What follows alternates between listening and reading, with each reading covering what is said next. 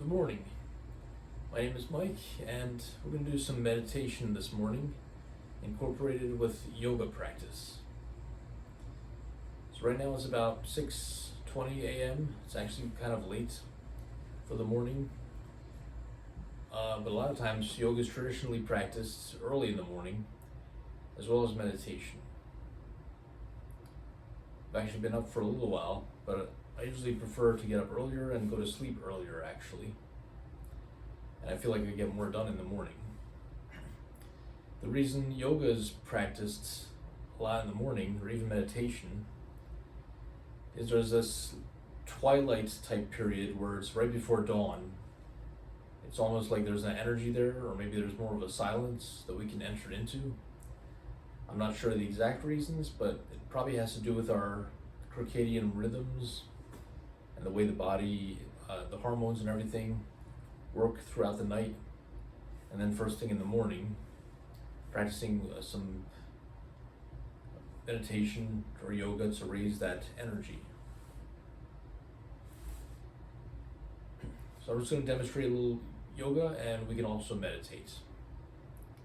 Right now I'm seated on my heels here, but as an option, we can also sit on a cushion or stay cross-legged. And here I have a meditation bench that a friend made for me a while back.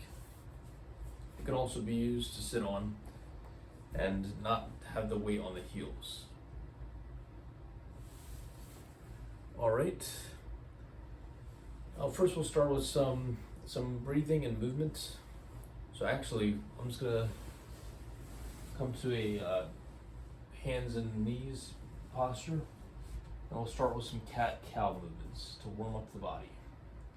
Our fingers are spread wide on the ground. Noticing maybe if one hand is tighter than the other. Sometimes when I carry a heavy bag more with one hand, the muscles in the hand are tighter. So this is an opportunity to just place the palm against the ground and maybe just give it a little stretch like this. Becoming aware.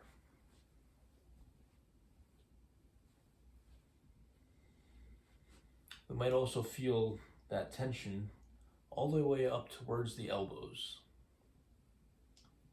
There's actually some muscles that make our hands and our fingers flex, and there's some that make them extend. Generally the flexors are on the inside here, and the extensors are more up here on the outside. So you might feel some tension all the way up into the elbow as we're stretching the hands.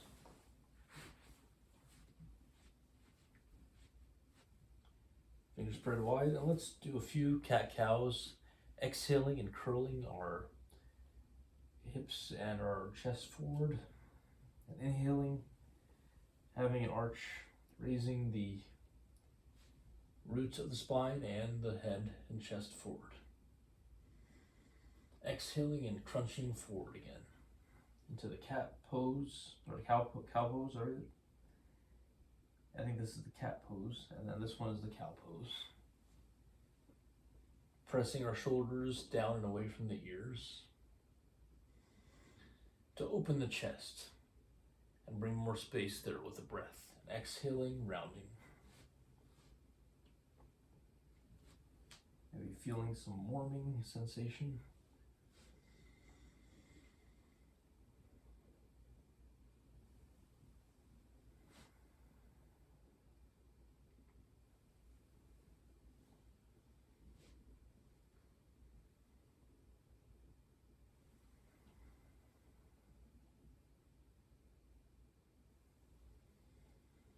We could press back into child's pose, extending the arms and resting our hips towards the feet, and bring the forehead toward the ground for a few breaths.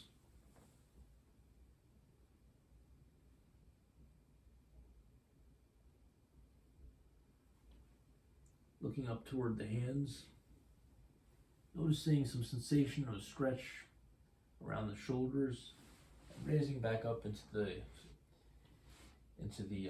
hands and knees posture.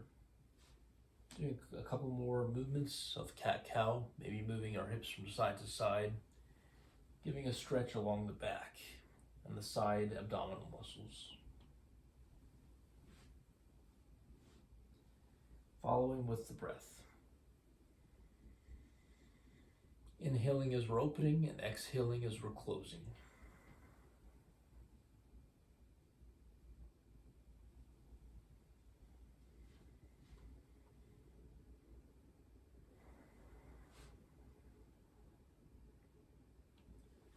We'll move into a downward facing dog. Pressing back onto the feet and just extending the legs and the arms as we're moving to down dog. Where will we find ourselves this morning?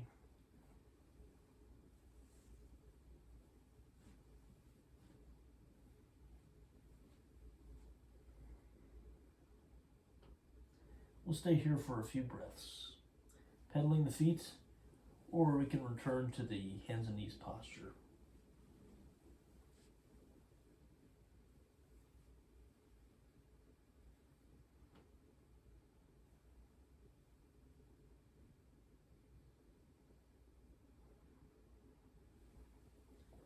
Just going to return back to the hands and knees, and then taking another child's pose. Exhaling, lowering the head down, and breathing.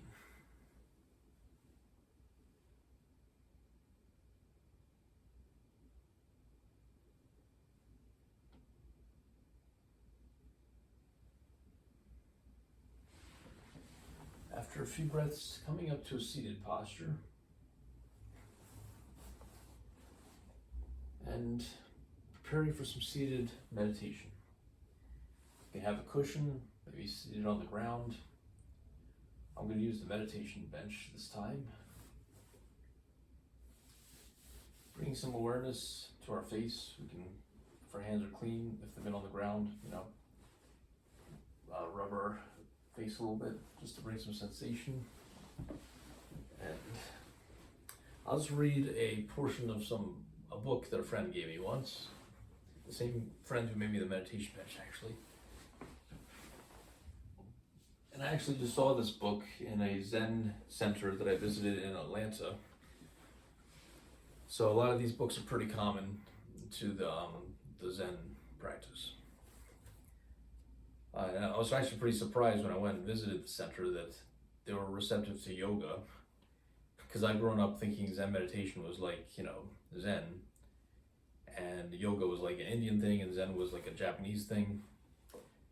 And actually Buddhism and yoga and all that developed from the same place, so to speak, and kind of spread out, I guess. So actually it's incorporated into meditation practice. So that was interesting that they were so into me being a yoga practitioner. I thought it would be like kind of a, rogue or something. But apparently they respect the yoga as well. So I was surprised. But anyway, here's a Zen Flesh, Zen Bones. Now, of course, I'm not a Zen teacher. I'm not a, expert on that. But I do believe that yoga is a method for moving into meditation. And there's a formal Zen practice that I'm not demonstrating. But, because a lot of times I listen to music when I meditate or even when I do yoga. But it's just something that I've depended on since I was a teenager. And of course, when I go to these retreat type places, then they do more formal type sitting. So you can definitely look for a place near you that offers some kind of meditation, whether it's a church, adoration at a Catholic church, saying the rosary. There's like prayer groups, Quaker meetings. I haven't been to Quaker meetings yet. Then there's also places where you sit down and meditate kind of formally. I've been to a meditation center where it's more informal, but they have like an actual room with cushions and stuff where you just sit and meditate.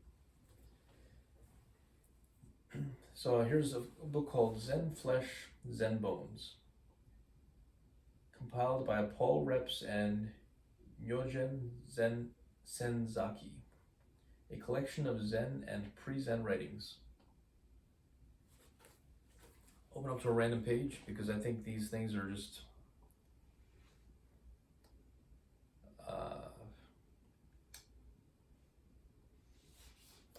supposed to be a way to still the mind, or you're thinking about something that's supposed to make logical sense, but then it's like a cone that you go over, and then you realize, oh, it gets to that point where you're in meditation or something like that. I'm not sure exactly, but some of these things don't really make sense logically, but they get to some kind of experience.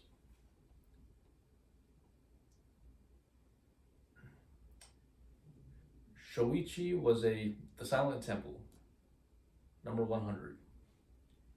Shoichi was a one-eyed teacher of Zen, sparkling with enlightenment. He taught his disciples in Tofuku Temple. Day and night, the whole temple stood in silence. There was no sound at all.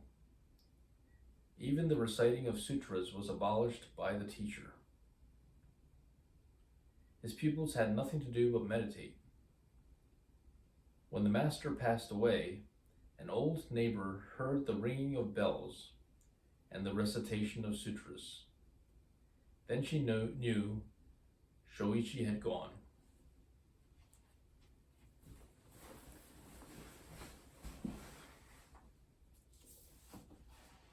So I invite you to enjoy that. Whether it's to find meaning or not to find meaning, but it's very interesting. And now, assuming a meditation type posture, whether we're sitting on a cushion or on a meditation bench, or even lying on the ground, if that's what feels good today. We'll spend about 5 minutes here meditating, and then we'll move some, and then we'll go back into some more meditation again. We can place our hands on our palms on our thighs, or I like to use this posture. That's what I was taught. And we'll take some rounded breaths as we're sinking and rooting into the ground, extending our spine up and reaching our head up towards the sky. Keeping our chin tucked slightly and breathing through the nose. Breathing naturally but deeply. We'll stay here for a few minutes.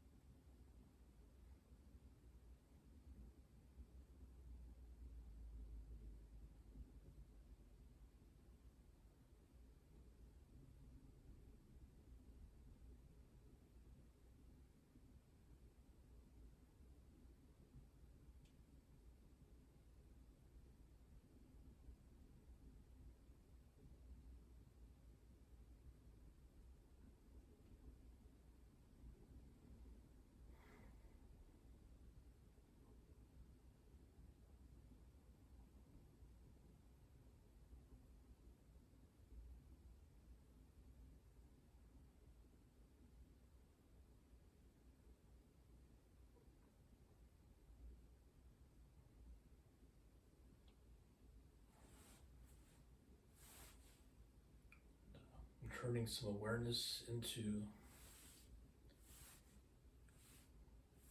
where we are. And we can start some movement.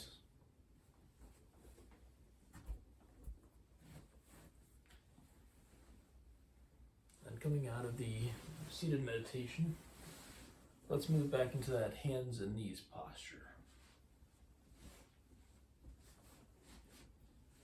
We'll do a couple cat-cow movements and then move into a downward facing dog. Or we can remain on hands and knees, whatever is comfortable. Exhaling and rounding the back. Inhaling, opening the chest. Exhaling and rounding. Inhaling, opening the chest.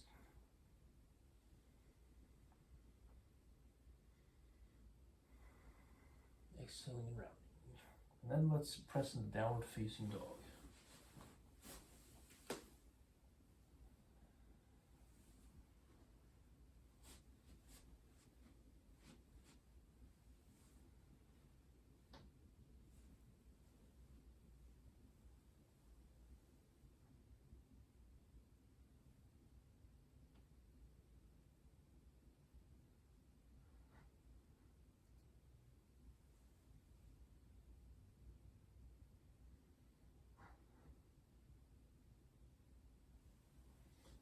Turning to the knees and into child's posture. Forehead towards the ground.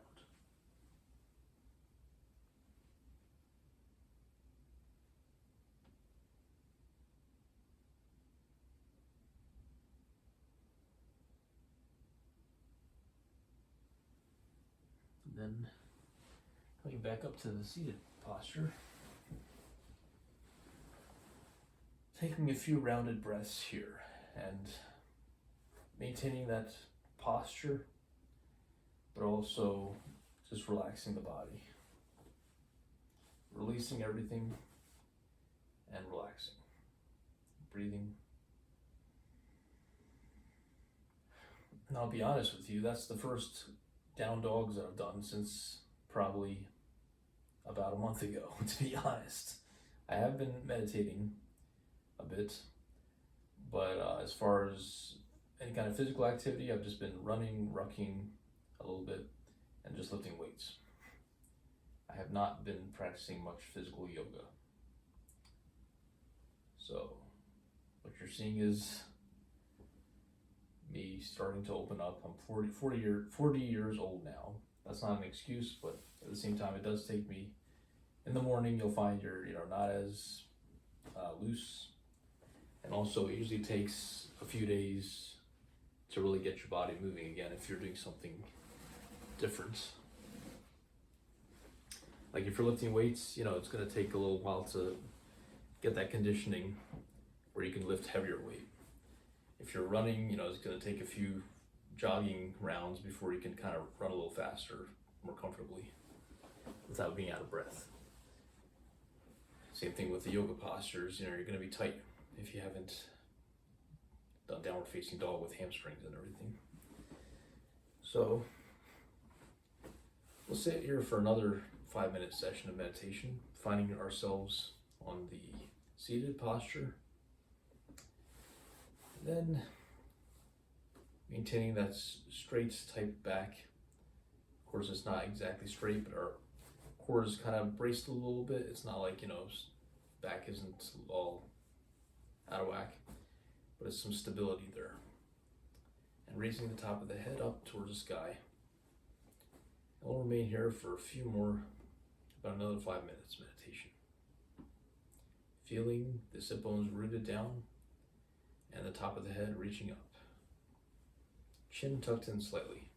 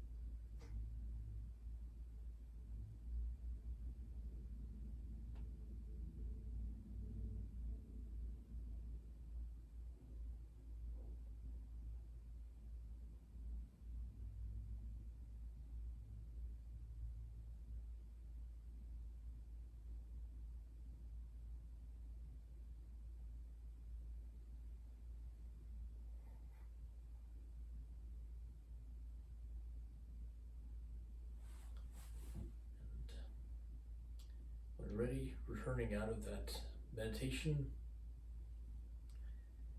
And we can place our hands together and end with Namaste.